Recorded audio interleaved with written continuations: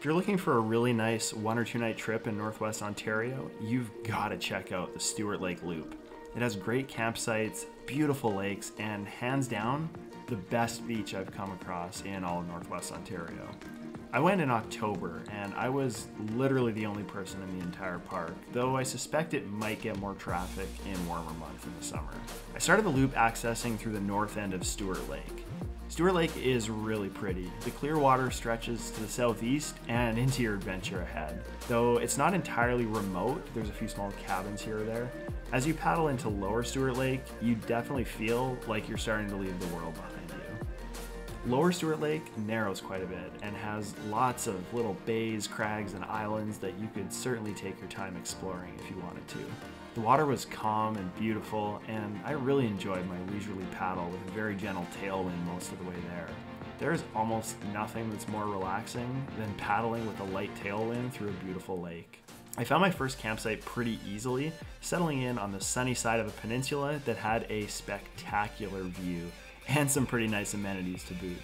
I enjoyed my evening there, listening to the peaceful sounds of the occasional loon and what must have been at least 500 frogs croaking their abrasive yet somehow peaceful song in the distance.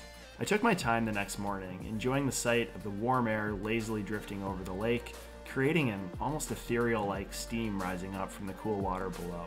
There's always lots to do when you're in the backcountry, but I really like to take moments here and there to just let myself be and appreciate where I am.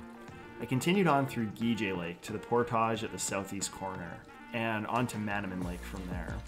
After a short paddle across Mannaman Lake, another long but pretty easy portage, I was into Winnage Lake, my final destination. Now, this lake is larger than the others, and it can get pretty windy, but luckily it wasn't too bad when I was there. I headed across to the far northeast corner where I found Winnage Beach. The soft golden sand welcomed me home as the sun started to sink lower in the sky. The beach stretched out almost a kilometer along the shoreline and provided lots of space for campsites, many of them which came equipped with fire pits and even some makeshift benches and tables. I picked a spot and relaxed, looking out onto the lake through the thin layer of pine trees, silhouetting the horizon as the sun slowly started to dip down behind the trees on the far shoreline. What a day. On my final day on the way out, it only took me about 2.5 hours to paddle and portage back to my launch spot on Upper Stewart Lake, completing the loop. Overall, I was really happy and surprised by this route, and I enjoyed every minute of my trip. The campsites and Winnage Beach in particular were the highlights for me. And it's so accessible, I'll definitely be back again soon.